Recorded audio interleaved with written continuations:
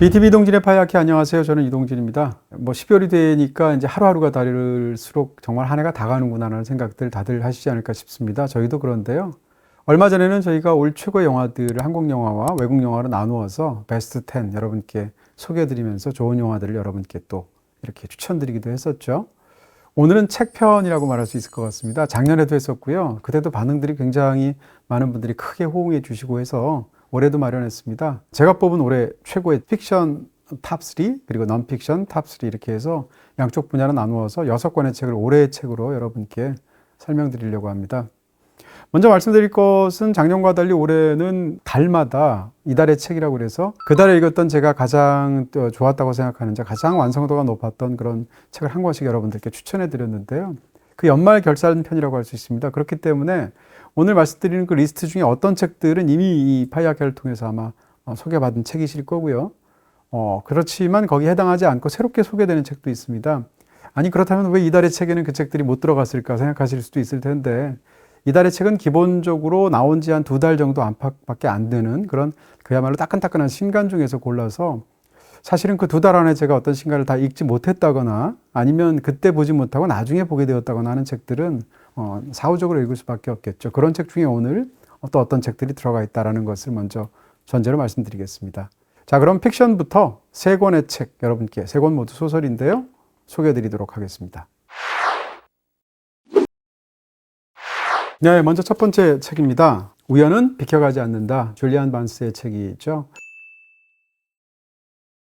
네, 우연은 비켜가지 않는다는 이달의 책으로 제가 선정한 책이 없는 책인데요. 왜냐하면 나중에 제가 읽었기 때문입니다. 줄리안 반스의 오랜 애독자이기도 합니다. 줄리안 반스의 책들 상당히 좋아하고요. 영국 소설가 중에서도 참 뛰어난 소설가가 현존하는 소설가가 많을 텐데 예를 들어서 이언 맥큐언 같은 작가나 줄리안 반스 같은 작가는 당장 내년에 노벨 문학상을 받는 사람이라고 호명이 돼도 전혀 놀라지 않을 것 같고요. 오히려 응원하는 마음으로 이런 작가들이 받기까지 제가 사실은 바라고 있을 정도로 오랜 세월 좋아했던 그런 작가들이기도 한데요. 줄리안 반스의 신간인 우연은 비껴가지 않는다라는 소설은 무척이나 흥미로운 어떤 그런 구도를 가지고 있습니다.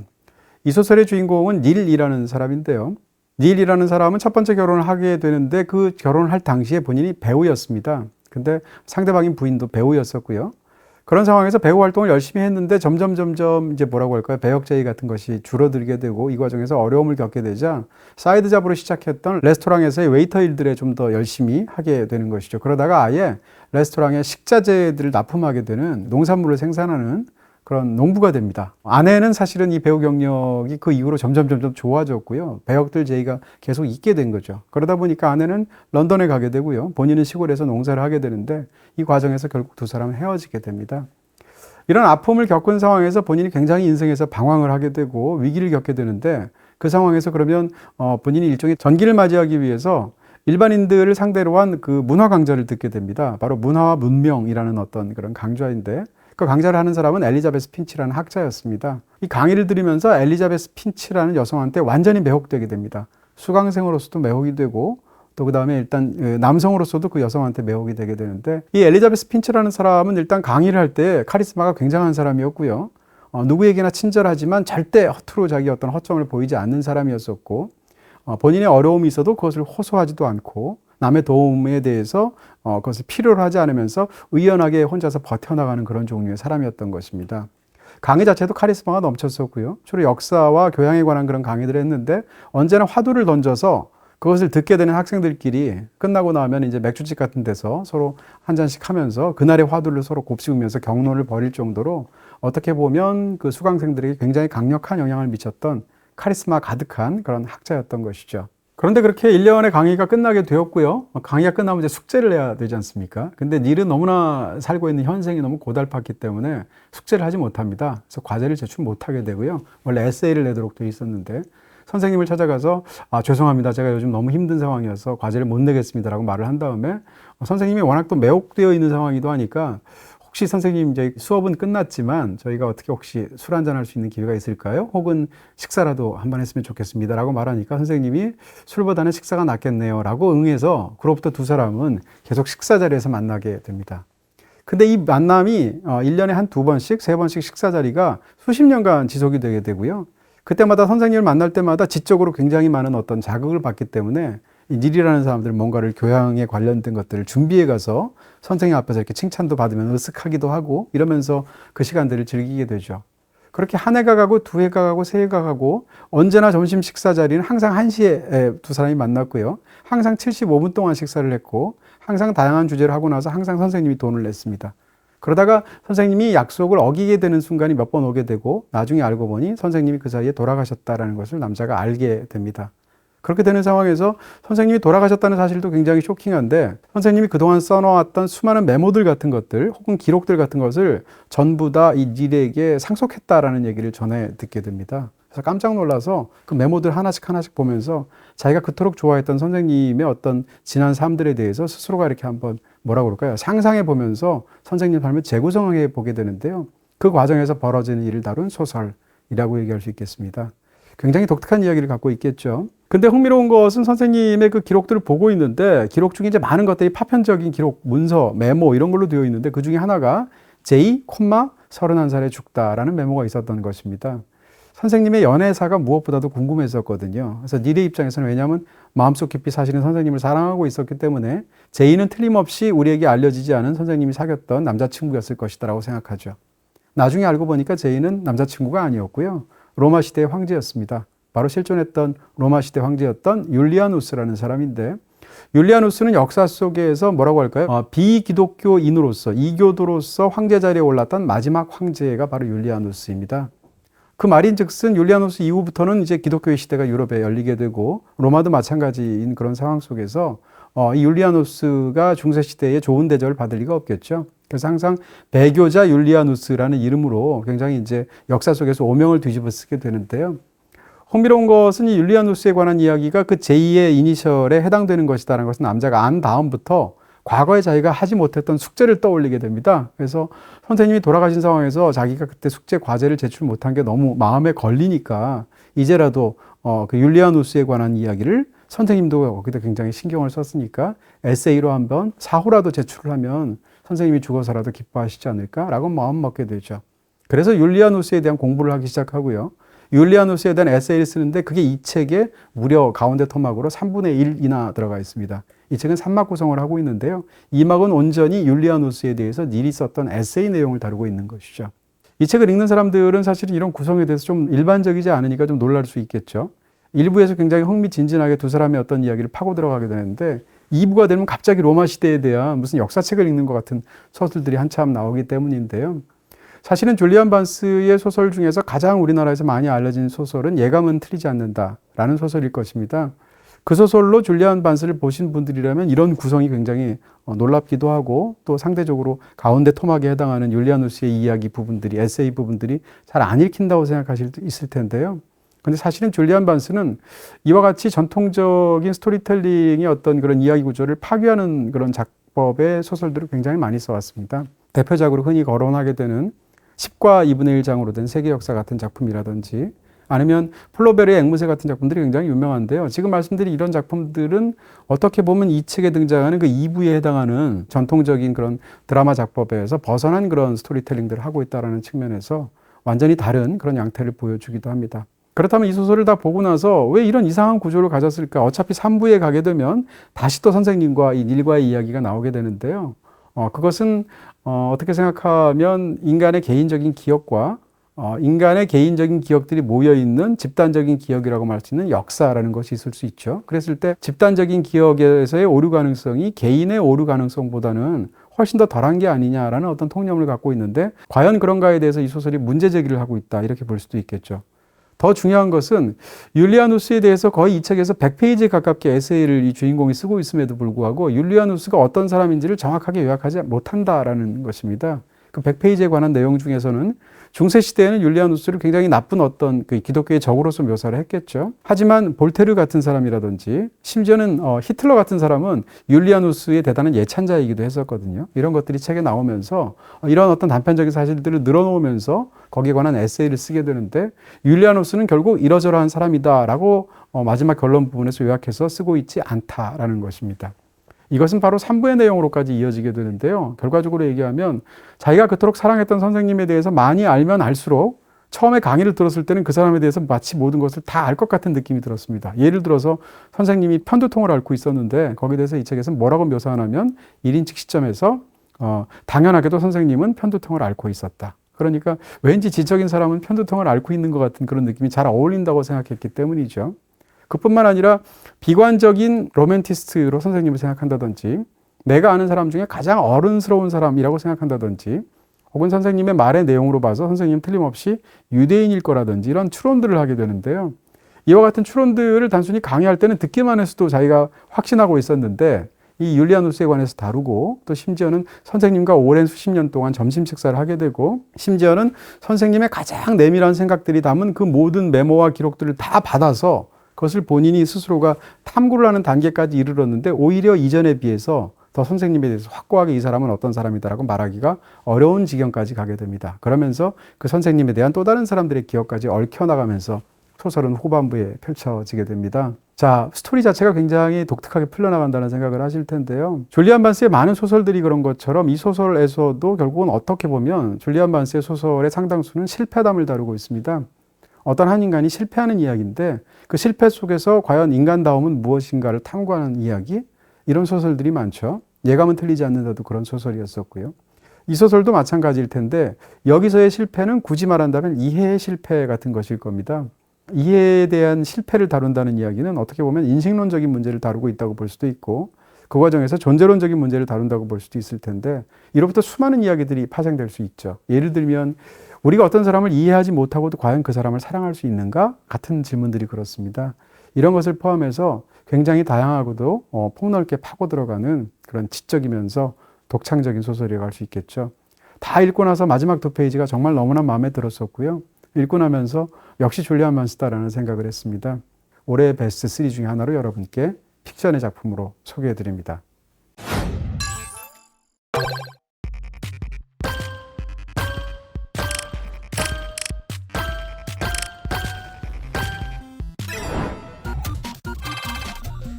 모든 장르를 한 번에 플레이.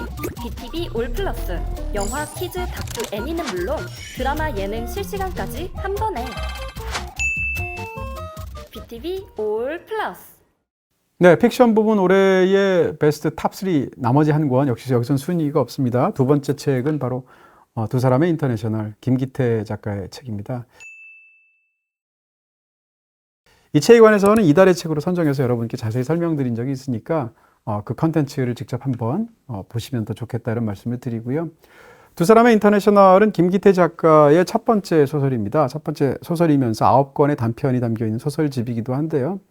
한 명의 어떤 작가로서 한국어를 다루는 그런 소설가로서 가져야 될 뭐라고 할까요? 한 단어라든지 문장이라든지 혹은 한국어 자체의 어떤 그런 의미를 다양한 각도로 탐색하는 그런 느낌을 굉장히 주는 성실한 작가, 무엇보다도 탐구 정신이 굉장히 왕성한 작가라는 생각이 들어서 이 소설을 무척이나 흥미롭게 읽었던 기억이 있습니다. 네, 이 책에 담겨있는 모두 9편의 소설들은 소재로도 굉장히 다양하고요. 그 중에는 이렇게 소위 세태소설이라고 말할 수 있을 정도로 대중문화적인 어떤 부분들을 적극 끌어들여서 이야기를 펼치고 있는 그런 소설도 있고 그야말로 가장 깊숙하게 어떤 언어의 문제를 파고 들어가는 것 같은 그런 소설도 있고 성장소설도 있습니다. 어찌됐건 이런 과정을 통해서 김기태 작가가 얼마나 다양하게 형식적으로나 소재나 혹은 이야기적으로 그런 분야들을 탐색하고 있는지를 보여주면서 이후에 어떤 소설들을 기대하게 만드는 그런 뛰어난 첫 소설집이라고 말할 수 있겠습니다. 네, 올해 제가 읽은 픽션 부분의 최고의 책 3권, 마지막 세 번째 책은 대원실 수리 보고서입니다.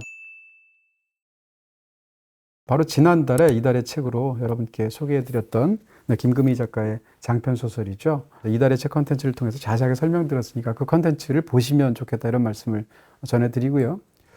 대원실 수리 보고서는 올해 제가 읽었던 가장 흥미로운 이야기였습니다. 어떻게 보면 이야기는 굉장히 작게 어떤 한 사람의 어떤 상처가 있었던 과거와 현재를 오가는 어떤 한 사람의 내면의 어떤 그런 이야기를 깊숙하게 탐구하는 이야기처럼 보였는데 물론 그것도 굉장히 중요한 이 이야기 속의 한 갈래이기도 하고요.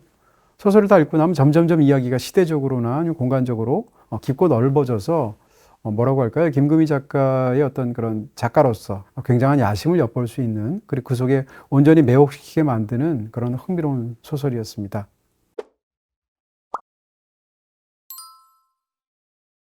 자, 이번에는 넌픽션, 문학이 아닌 그런 책들 중에서 사실은 이쪽 책들을 제가 훨씬 더 많이 읽었는데요. 최고의 책들 3권을 골라서 여러분께 소개해 드리도록 하겠습니다. 자, 저는 이런 책들을 굉장히 좋아하기도 하는데 첫 번째 책은 페이크와 팩트라는 책입니다. 페이크와 팩트라는 책은 사실은 이전에 이달의 책으로 선정해서 설명드린 적이 없습니다. 왜냐하면 제가 여름에 이 책을 읽을 때 이 책을 다 못 읽었었기 때문입니다. 그래서 이달의 책으로 여러분께 설명 못 드렸는데 완독을 하고 난 겨울이 된 지금 상황에서 보면 정말 올 최고의 책 중에 하나가 아닐까 이런 생각이 듭니다. 이 책의 원제를 우리말로 바꾸게 되면 비합리적인 유인원, 비합리적인 원숭이라고 말할 수 있습니다. 인류의 특징을 그렇게 보고 있다는 건데 비합리성에 놓고 본다는 얘기인데요. 이 책의 초반에 굉장히 흥미로운 여러 가지 사례들이 나오는데 그 중에 2가지를 말씀드리면 이렇습니다. 첫 번째 사례는 1950년대 중국에서 일입니다.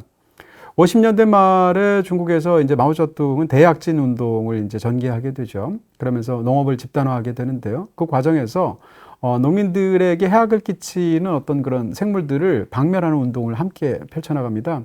뭐 대표적으로 쥐라든지 파리라든지 모기 같은 건데요. 이런 것들은 이해가 되는데 하나가 더 있었다는 거죠. 그게 바로 참새였습니다. 왜냐하면 참새들이 농민들이 애써서 만들게 되는 그런 곡물들을 다 쪼아먹어서 심대한 타격을 끼치기 때문이 첫 번째 이유이고요. 또 한 가지는 그렇게 농민들이 키우고 있는 그런 작물들을 쪼아먹는 참새 이미지가 바로 부르주아의 어떤 전형 같았다는 거죠. 그래서 부르주아의 상징처럼 참새는 그런 동물로 자리매김하게 되었고 그래서 대대적으로 참새를 죽이는 운동이 벌어지게 됩니다. 당시 베이징 같은 경우에 무려 300만 명이 참새를 죽이는 데 동원이 됐다고 하고요. 그리고 참새를 죽이기 위해서 학생들로 해서 소총 부대를 만듭니다. 그래서 소총으로 쏘아 죽이고 나무 위에 올라가서 둥지를 턴다든지 이런 방식을 쓰게 되죠. 그래도 참새를 다 못 죽이게 되니까 마지막 방편으로 쓰게 되는 것은 모든 냄비까지 동원합니다. 그래서 참새를 따라다니면서 수많은 사람들이 냄비를 두들겨서 소음을 내서 참새가 내려앉지 못하게 하는 거죠. 왜냐하면 스트레스를 주게 하고 기진맥진하게 만들어서 결국은 수많은 참새들이 하늘에서 떨어져 죽는 일들까지 있었다고 하고요.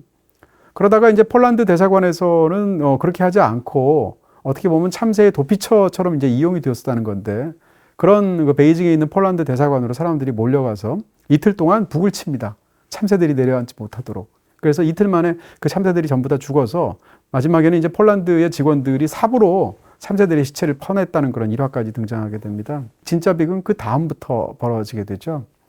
나중에 이 참새들을 해부를 해보니까 참새들이 주로 먹었던 것은 곡물이 아니었고 곤충이었다라는 것이 발견이 됩니다.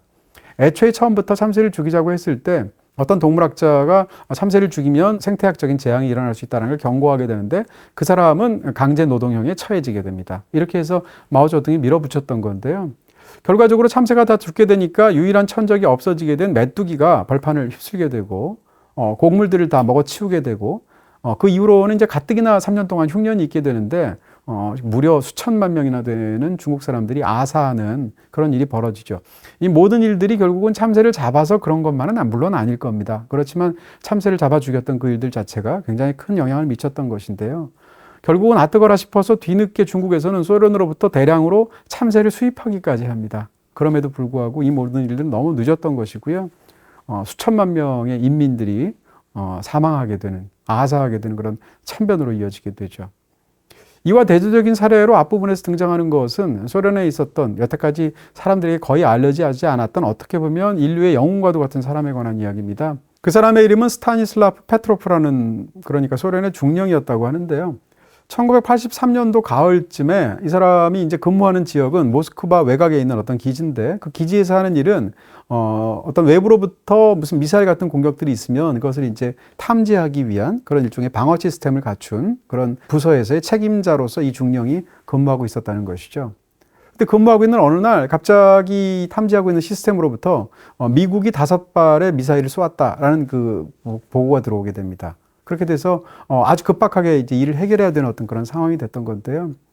83년도 가을은 사실은 바로 그 직전에 몇 주 전에 우리에게도 잊혀지지 않는 그런 비극이었던 대한항공기를 소련에서 격추했었던 사건이 있었죠. 그래서 미국과 소련 사이에서 굉장히 첨예하게 대립하고 있었던 그런 시기였다고 하고요. 거기다가 미국이 어떤 핵미사일을 유럽에 배치하는 어떤 문제나 이런 것 때문에 소련 측과 극도로 갈등이 심해져서 그야말로 어떻게 보면 잘못 건드리면 제3차 세계대전이 터질 것 같은 위기 상황이었다는 것이죠. 그런 상황에서 미국이 5발의 미사일, 5기의 미사일을 소련에 대해서 쏘고 있다라는 것이 이 탐지 시스템에서 보고가 들어왔을 때 이 사람은 어떻게 했었어야 됐을까라는 거죠. 이런 상황이 되면 너무 급박한 상황이고 빨리 보고를 해서 거기에 대해서 대응을 할수록 소련이 유리한 것이기 때문에, 그리고 이 상황이 되면 사실은 핵전쟁은 일어날 수밖에 없죠. 근데 이 중령은 상부에 보고를 해서 이 미국이 5발의 미사일을 쏘았다라고 보고하지 않습니다. 그 상황에서 숙고합니다. 시간을 들여서. 어떻게 숙고하냐면 숙고 끝에 분명히 기기상으로는 미국이 5발을 쐈다고 하지만 상부에 보고를 해서 기기가 오작동을 일으켰습니다라고 보고를 합니다. 이 사람이 이렇게 보고를 한 이유는 2가지였다고 하는데요. 첫 번째는 이런 지금 일촉즉발의 상황 속에서 미국과 소련이 대립하고 있는데, 그 상황에서 미국이 소련의 반발을 무릅쓰고 공격을 하려면 틀림없이 소련이 응전할 것이라는 것을 알 것이고, 그리고 핵전쟁이 일어날 것이라는 것을 예상할 수밖에 없다는 거죠. 그런 상황에서 미국이 공격하는데 5발만 쏠 리가 없다라는 이성적인 추론이었습니다. 만약에 그 상황에서 핵전쟁을 감수하려고 했다면 미국은 훨씬 더 강력하고 훨씬 더 다량의 미사일들을 쏘거나 또 다른 방식을 동원했을 것이라는 추론이었던 거죠. 그래서 시스템 자체로는 분명히 5발을 쐈다고 했음에도 불구하고 이것이 오작동이다라고 상부에 보고를 하게 됩니다. 그렇게 하게 된 또 다른 근거가 하나 있었다고 하는데요. 그것은 지상 레이더 시스템으로는 지금 말씀드렸던 이 시스템상에서 미사일이 미국이 쏘았다는 것에 대해 뒷받침하는 증거가 따로 없었다고 하죠. 이 2가지 때문에 그렇게 보고를 했었다는 것인데요. 만약에 이 남자가 기기에 나타난 대로 그냥 보고를 했었으면 사실상 핵전쟁은 일어났을 것이다라는 것이죠. 알고 봤더니 사실은 낮은 구름에서 반사되는 빛을 또 다른 어떤 정보로 착각을 해서 미사일이 쏜 것으로 이 시스템이 결국은 오작동에게 맞았던 것인데요. 그럼에도 불구하고 이 사람은 보고가 제대로 되지 않았다는 이유로 사실은 약간 좌천도 받고 신경쇠약에도 걸리고 이러면서 이 일들은 세상에서 완전히 묻혀서 알려지지 않은 일이 됩니다. 그로부터 세월이 한 15년 정도 지나서 소련이 망하고 러시아가 들어서고, 그것도 몇 년이 지나서 1998년도가 되어서야 이 일들이 알려지게 되었다는 것인데요. 그런 측면에서 이 2가지 사례를 비교하면 이런 생각들이 들게 되는 것이죠. 어떻게 보면 사람들이 걷잡을 수 없이 어떤 행동을 하게 될 때 그 행동을 하고 있는 그 행동의 원칙과 이 판단 기준이 되는 어떤 그런 상황이 어떤 것이냐에 대해서는 사고가 필요하다는 것인데요. 그 상황에서 사람들이 사고해야 될 때 사고하지 않고 행동할 때 어떤 참극이 보여지는지를 바로 대학진 운동 과정을 통해서 참새를 그렇도록 많이 무려 1억 마리를 죽였다는 건데요. 그런 사례가 보여주는 것이고요. 그 반대 지점에서 모두가 행동으로 이를 그리칠 수 있는 그런 상황 속에서 이성적으로 그것을 회의하면서 탐구해서 그것을 결국은 막아내는 일을 이 소련의 중령이 했던 것을 그 정반대 사례로 제시하고 있기도 합니다. 이런 방식으로 이 책은 수많은 소주제들을 건드리면서 인류가 지금 얼마나 잘못된 판단들을 하고 있는지, 그 속에서 얼마나 비이성적인 행동들을 하고 있는지를 낱낱이 그 어떤 그런 과학적인 근거들을 대가면서 혹은 논리적인 허점들을 지적해가면서 이 책을 쓰고 있습니다. 이 책에서 공격하고 있는 대표적인 것들 중에 하나가 이제 환원주의라는 것인데요. 환원주의 중에서도 가장 극단적인 케이스 중에 하나로 흑백 논리라는 것을 이야기할 수 있겠죠. 그러니까 인간은 기본적으로 어떤 일들과 어떤 사건을 보게 되면 이게 왜 벌어지는지에 대해서 원인을 추론하는 그런 버릇을 갖고 있다는 것이고요. 인과론적으로 파악을 하게 되는데 세상에서 벌어지는 많은 사건들이 사실은 단일 원인을 갖고 있지 않다는 것이죠. 굉장히 복잡하기도 하고 모호하기도 하고 이 일이 왜 발생했는지를 설명하기 어려운 경우가 있는데, 그런 일조차도 인간은 거기에 대해서 굉장히 간단한 어떤 원인, 해답 이런 것을 찾게 되는 경향이 있다는 것이죠. 바로 그것을 노리기도 하고 인간이 그런 오류를 갖고 있기 때문에 생겨나는 수많은 잘못된 부분들이 있다는 것인데요. 그러니까 현실에서는 특정 사건이나 특정한 어떤 현상을 낳게 한 수많은 원인들이 있을 텐데, 그 원인을 혹은 거기에 대한 어떤 그 설명 체계를 가장 극단적인 양극단의 2가지로만 압축시키는 것이죠. 그 나머지를 다 없애버리고 이 둘 중에 너는 무엇이냐라고 묻게 되는 것이, 너는 어느 것이냐 선택하라라고 말하는 것이 바로 이 흑백론자들의 이야기라는 것인데요. 특히 이런 것이 분노를 일으키기 쉬운 정치적인 판단에 있어서 가장 많이 활용되는 방식이라는 거죠. 가장 대표적으로는 1920년에 레닌이 연설했을 때도 그랬다는 거죠. 모든 인민들은 그 각각의 한 명 한 명마다 우리를 택할 것인지 아니면 우리가 아닌 반대편을 택할지 선택을 해야 된다. 그 중간지대는 없다라고 연설을 했었다는 것이고요. 레닌이 좌에서 그랬었다면 정반대로 우에 있었던 21세기에 그러니까 9.11 테러가 있고 난 직후에 조지 부시도 비슷한 연설을 했었다는 것이죠. 그러니까 미국의 편에 설지 아니면 미국의 반대편에 설지를 여러분들은 선택해야 된다라는 방식으로 이야기를 했고, 미국의 반대편에 선다는 것은 곧 테러리스트 편에 서는 것이다. 다른 것은 없다라고 조지 부시가 말을 했다는 거죠. 영화로도 여러 번 만들어지기도 했었던 실제로 17세기에 있었던 마녀 재판이 미국에 있었는데요. 세일럼의 보통 마녀 재판이라고 하죠. 그 세일럼의 마녀 재판을 다루었던 그 굉장히 유명한 아서 밀러의 희곡인 그 크루소블의 내용을 보게 되면 그 말에서 일어난 일들을 어떤 마녀로 몰아가게 되는 그런 집단 관계를 주도했던 사람이 역시 똑같은 그런 이야기를 하고 있다는 것이죠. 그러니까 이 재판편에 쓰거나 아니면 반대편에 서라. 그 중간 지대는 없다라는 역시 유사한 말을 바로 이 크루소블의 구절에서도 나오게 된다는 것인데요. 이런 사례는 뭐 레닌의 경우나 조지 부시나 아니면 크루소블에 나오는 대사뿐만 아니라 우리가 인터넷에 조금만 검색을 해봐도 수많은 댓글과 어떤 커뮤니티의 글들과 아니면 정치인들의 어떤 선동적인 연설을 통해서 사실은 우리가 만날 수가 있습니다. 이런 것들이 사실은 얼마나 커다란 오류를 범하고 있는지를 데이빗 그라임스가 일일이 그런 것들을 지적하고 있는 것입니다. 이와 같은 오류는 단순히 어떻게 보면 지적으로 박약한 사람에 의해서만 시도되는 것은 아니다라는 것도 무척이나 흥미롭습니다. 또 하나 흥미로운 것은 이제 정치적인 부분에서 여론조사 같은 것인데요. 사실은 올해 미국 대통령 선거에서도 전혀 의외의 결과가 나와서 많은 사람들이 놀라기도 하고 의아해하기도 했었는데요. 이런 사례로 가장 극단적인 게 1936년도에 있었다는 것입니다.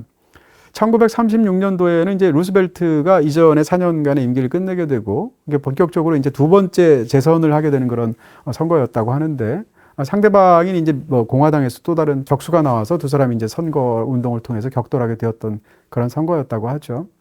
근데 두 사람 중에 과연 누가 이길 것인가를 놓고 당시에도 여론조사가 있었다는 것인데요.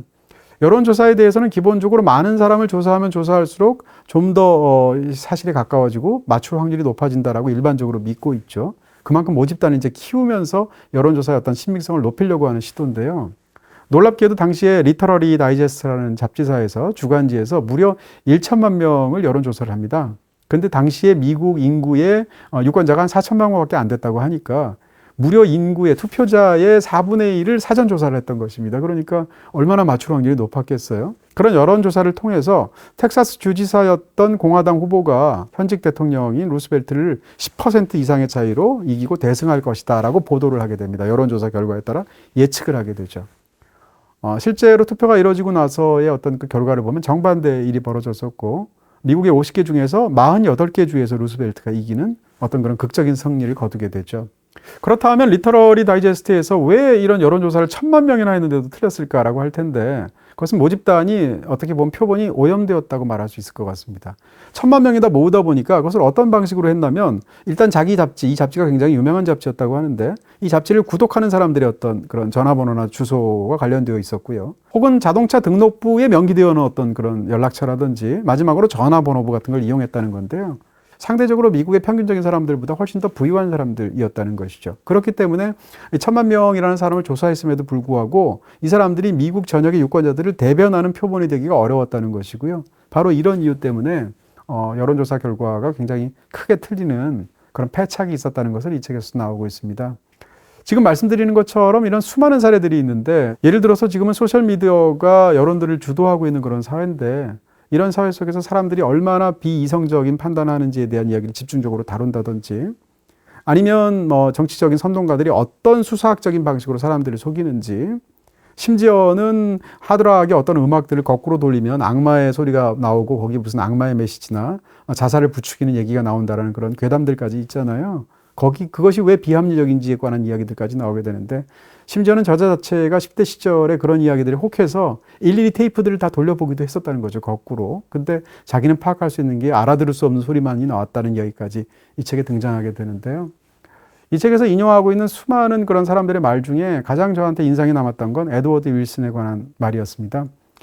사회생물학자로 에드워드 윌슨은 정말 저명한 그런 과학자였는데 에드워드 윌슨이 이런 이야기를 했다는 거예요. 지금 현재의 인류가 갖고 있는 가장 큰 문제는 인류가 원시 시대의 감정을 갖고 있고 중세 시대의 제도를 갖고 있으며 그러면서 신에 필적할 만한 기술까지 함께 갖고 있기 때문이다 라고 이야기를 했다는 것입니다. 거기서 나오는 어떤 괴리 때문에 인류가 파멸 직전까지의 상황까지 오게 되었다라는 에드워드 윌슨의 말인 것입니다. 그런 측면에서 인류는 항상 어리석은 일들을 저질러 왔지만 지금 현대에서 더더욱 우리가 어떤 어리석은 일을 저지르고 있는지를 파악하는 것이 더욱 중요할 것이다 라고 저자는 말하고 있고요. 그런 측면에서 과학자로서의 본인의 사명감을 이야기하고 과학자라는 사람들은 올림푸스 산 깊숙한 곳에 틀어박힌 그런 질투 많은 식인이어서는 안 된다는 것이고요. 인간들에게 불을 가져다 주는 프로메테우스의 후손이어야 한다라는 라는 말로 이 이야기들을 끝맺고 있습니다. 어쨌건 이 책을 보면서 사실은 이와 같은 인간의 비이성적이고 비합리적인 부분에 관한 책들은 사실은 저도 이 주제를 너무 좋아해서 파이어캐스트 여러 번 다루기도 했고 이에 관한 책들도 사실은 굉장히 많이 읽은 편입니다. 그렇지만 이 주제에 읽었던 어떤 책보다도 그런 이 주제를 다룬 가장 뛰어난 책 중에 하나가 아닐까라는 이 책을 읽으면서 다시 한번 하게 되었고요. 무엇보다도 굉장히 읽기 쉬우면서도 그 이야기들을 이런 인류의 허점과 오류들을 수많은 이야기로 풀어냈다는 점이 이 책의 굉장히 큰 강점입니다. 다시 말하면 제가 아까 말씀드렸던 참새를 죽였던 1950년대 중국이든 아니면 미사일 핵전쟁의 위기를 막았던 1980년대 소련이든 간에 이런 수많은 우리에게 알려져 있거나 알려지지 않았던 그런 사례들을 다 가져와서 그것을 다 일종의 이야기로 어떤 근거를 들어가면서 이 모든 일들을 논박하고 있기 때문에 책이 굉장히 흥미롭다고 이야기할 수 있고요. 책이 갖고 있는 어떤 저술 방식에서의 정직성이나 심지어는 저자 스스로가 뭐라고 할까요? 고백적으로 이야기하는 부분들까지 있고요. 다루고 있는 어떤 주제의 다양성이나 그것을 이야기 형태로 풀어내는 어떤 대중성까지 굉장히 뛰어난 저작이 아닐까라고 생각하게 되죠. 요즘 넷플릭스 어디서 봄? BTV에서 봄! 더 알뜰하게 보니까 BTV. 네, 올해 최고의 책 넌픽션 부분의 두 번째 책은 바로 철학은 날씨를 바꾼다라는 책입니다. 철학자 서동욱 씨가 쓴 책인데요. 이 책도 제가 이전에 이달의 책을 통해서 여러분께 소개해드린 적이 있었죠. 이 책을 분야로 나누게 된다면 철학 에세이라고 말할 수 있을 것 같은데요. 철학으로 보거나 에세이로 보거나 양쪽 다 굉장히 우수한 훌륭한 책이라는 생각이 듭니다. 한편의 에세이를 잘 쓰기 위해서는 뭐라고 할까요? 일단 문장력도 있어야 될 것이고 그 에세이가 사람들의 마음에 가닿는 부분들도 굉장히 중요한 측면들이 있을 텐데 이런 측면에서도 문학성이 굉장히 뛰어난 저작이라는 생각이 들고요. 철학자의 저작이면서 철학에 관해서 에세이를 쓸 때 어떤 하나의 모범례로 삼을 만한 그런 굉장히 훌륭한 책이 아닌가라는 생각을 하게 됩니다. 넌픽션 부문의 마지막 세 번째 책 탑3로 얘기할 책은 바로 예술도둑이라는 책입니다. 제가 원서도 갖고 있어서 여러분께 한번 그 표지를 보여드리고 있는 건데요. 이 책 역시 이달의 책을 통해서 여러분께 한번 제가 깊숙하게 추천드린 적이 있죠. 마이클 핑클이 쓴 이 책은 인류 역사상 가장 고액의 예술품을 훔친 도둑에 관한 이야기입니다. 실존했던 인물이고요. 프랑스인 도둑에 관한 이야기인데 이 사람이 훔친 그런 그 미술품의 총액을 만약에 따지게 되면 20억 달러거든요. 예술품들을 훔쳤던 사람인 건데요. 일단 이 이야기 자체가 실화라는 것이 믿기지 않을 정도로 기상천외한 이야기이고 어떻게 보면 예술도둑은 제가 올 한해 읽은 가장 재미있는 책이었습니다. 근데 이런 재미있기도 하고 한편은 우려스럽기도 한 그런 스토리를 다루고 있는데 마지막에 가면 굉장히 묵직하게 어떤 처연한 그런 감정까지 안기게 되는 어떻게 보면 러브 스토리라고 볼 수도 있고요. 실패한 또 어떻게 보면 그런 예술에 관한 예술 애호가에 관한 흥미로운 어떤 탐구가도 같은 그런 책이기도 합니다. 어쨌건 예술 도둑에 대해서도 저희가 이전에 이달의 책에서 다루었기 때문에 거기서 한 번 더 깊은 이야기를 들어보시면 좋지 않을까 권해드립니다. 네, 로버트 에거스라는 미국 감독은 현존하는 어떤 호러 분야에서 가장 탁월한 그런 감독 중에 하나가 아닐까? 저도 무척이나 좋아하는 감독인데요. 로버트 에거스 감독의 영화 중에서 더 위치라는 작품이 있습니다. 이 영화가 바로 제가 아까 소개해드렸던 페이크와 팩트라는 책에서 제가 설명드렸던 17세기 말에 미국에서 있었던 세일럼의 마녀들 그 사건을 영화한 작품이기도 합니다. 영화 자체가 굉장히 독창적이기도 하면서 당시 이런 마녀 사냥의 분위기가 어떻게 펼쳐졌는지를 우리가 또 눈여겨보게 한다는 측면에서 흥미로운 작품입니다. BTV에서 보실 수 있습니다.